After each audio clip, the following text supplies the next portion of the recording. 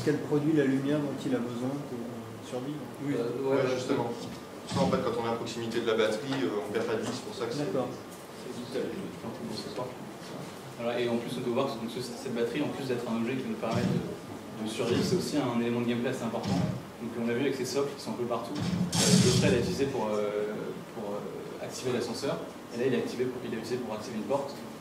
Donc là, le but de ce niveau, ça va être de recréer une deuxième batterie en fait, sans rentrer dans les détails. Et donc là, en activant cette salle, on va dire, le joueur va se rendre compte que là, on va voir qu'il y a un souci en fait, donc la batterie va repartir. Donc à ce moment-là du jeu, le joueur donc, se retrouve confronté à un nouveau dilemme. Il y a en fait une machine qui ne fonctionne pas, donc sur le et en fait ce qui se passait, c'est qu'il y avait une indication justement sur en fait, ce tuyau, c'est le tuyau qui permet de relier les deux salles, et qui va donc permettre de construire cette batterie. Donc, le joueur arrive rapidement à un générateur avec lequel il peut interagir.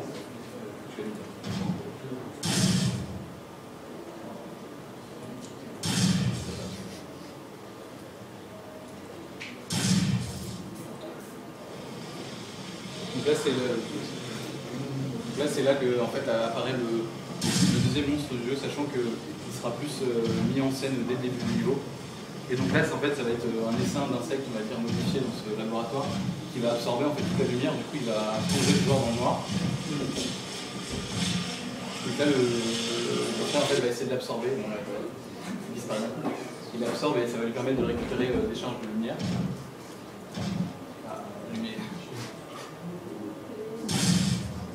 Et avec, il va pouvoir maintenant reprendre le puzzle, parce que donc, le monstre c'était vraiment une espèce de coupure en fait dans le puzzle.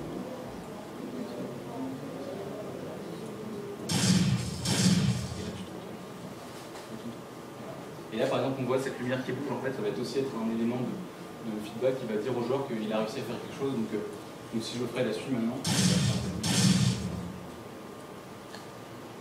Et à chaque fois que dans chaque salle, dès qu'on active les machines justement, et que le puzzle est résolu, à chaque fois il y a cette bande de lumière qui s'allume et qui retourne en fait à la première salle pour que ce soit le feedback final et donner des indications pour qu'il redescende. Donc là maintenant si tu t'approches de la sphère, on va voir que le processus va bien se finir en fait. Alors, le FX que vous avez mis en place quand vous récupérez de la lumière, quand vous récupérez l'énergie, en fait, on a fait. Bah non, là il n'y en a pas en fait. Là, on récupère pas, justement, c'est pour ça que je au final, c'est un rayon en fait qui relie à la lumière et il y a des sphères en fait de lumière qui s'approchent. Donc il y a vraiment un côté absorption.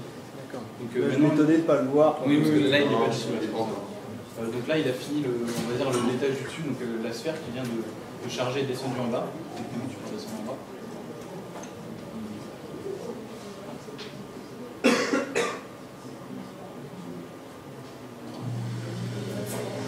Et là, vous pouvez sortir le light gun, là Oui, il y a juste un petit effet, il faut tirer avant, mais, parce qu'il y a un bruit, mais donc il le rebaisse au bout de quelques secondes. Ouais, donc en même temps que vous prenez la batterie, vous pouvez en même temps avoir l'arme. Oui, toujours.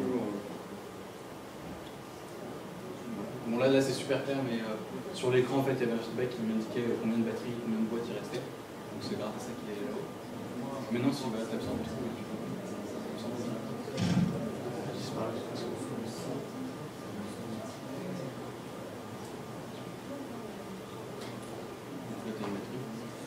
Donc le but final de ce niveau vraiment c'est d'avoir 3 batteries en tout. Bon là du coup la première batterie a disparu, mais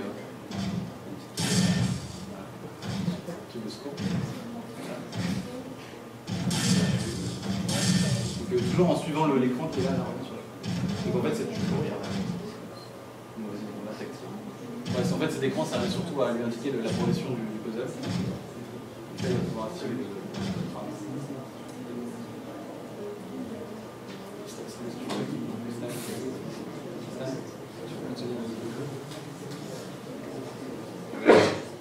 donc maintenant il arrive dans la salle de Codeco. Donc c'est une séminaire de chargement en fait où il va donc voir la porte de sortie en face de lui. Donc il va devoir prendre la seule lumière qui est disponible, qui est au-dessus de lui. Voilà. Une silhouette. Vas-y, j'espère aller. Malheureusement pour lui, Il n'y a pas d'énigme, il n'y a pas de. voilà. Mais voilà. Donc c'est pas le final du tout, hein, mais en gros, ce qui va se passer, c'est que le monde va apparaître. Et donc pour le tuer, il va devoir récupérer des lumières sur les deux panneaux qui sont au-dessus des aires de chargement. Quand un panneau est éteint, l'autre est allumé, donc il doit switcher en fait entre les deux panneaux donc, pour récupérer de la lumière. En fait, le but final de ce monde, c'est vraiment d'absorber une lumière et de le surcharger en lumière pour qu'il explose en fait. Je vais tirer une petite chose.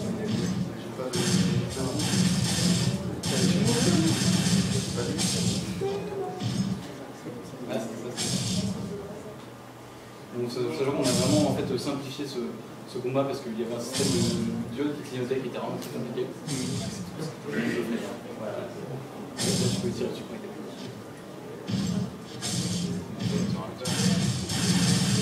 bon, là, il y a tout. J'ai gagné. Vas-y, fin. Et donc en fait, après la porte, évidemment, il n'y aura pas un GG, il y aura un ascenseur. Donc c'est l'ascenseur qui va faire la transition entre les deux niveaux. Sachant que le monstre, au lieu de vraiment disparaître, on pense qu'il va plutôt s'enfuir en fait. Comme ça, si on revoit après, il y aura une... Non, c'est bon, c'est bon. Viens.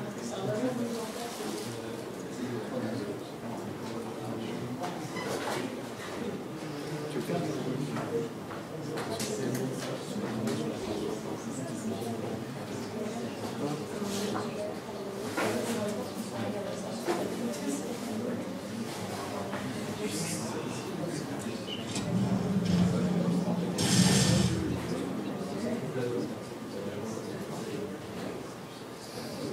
on recommence parce que du coup on va faire.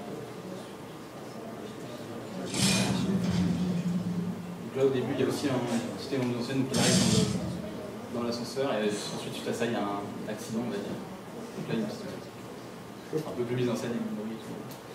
Et donc c'est là qu'il y a le premier mini-puzzle du niveau, donc là il est coincé dans l'ascenseur. Il va réutiliser ce qu'il sait pour ouvrir la porte.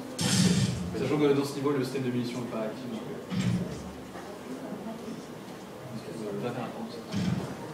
Donc là pareil, il y a encore le même système de feedback pour lui montrer la sortie. Sachant que là elle est un peu dans le coin, mais on la mettra un peu plus en évidence en face de l'ascenseur en fait. Oui, super. Et donc là dans ce niveau, la seule chose qu'il peut faire en fait, c'est il peut voir cette batterie donc, qui est allumée. Donc, vraiment dans le jeu en fait, le truc c'est que le joueur sera toujours attiré vers la lumière. Donc là par exemple, le conduit qu'il va faire, c'est essayer d'avoir cette batterie. Voilà. Donc là c'est la petite composante plateforme du jeu. Sachant qu'il peut toujours utiliser son énergie avec le décor pour le faciliter la progression. Là par exemple on va voir que dans la phase de plateforme il va allumer certaines plateformes pour ne pas perdre trop de vie ou tout simplement y voir. Même si le niveau ici est très très clair mais c'est bon. En fait, le fait que le niveau sera assombri, les tuyaux montreront directement en fait, le chemin de la plateforme. Parce que là, c'est pas clair hein, en termes de lighting. Vous n'êtes pas encore dans une version suffisamment explicite de votre gameplay. Hein, en tout cas pour là. Les zones, on les voit pas très clairement. Donc là, oui, il y a un système de soins qui va sûrement changer parce qu'il n'est pas très intéressant. C'est on tire sur un générateur.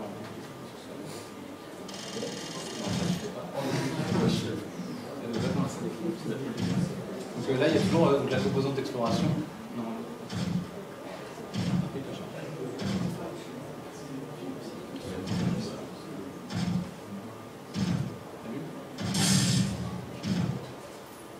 Et donc dans ce niveau, en fait, on va introduire aussi un système de lumière de couleurs différentes. Et donc là, en explorant, bon, c'est des boîtes, hein, mais en fait, on va voir que le tir de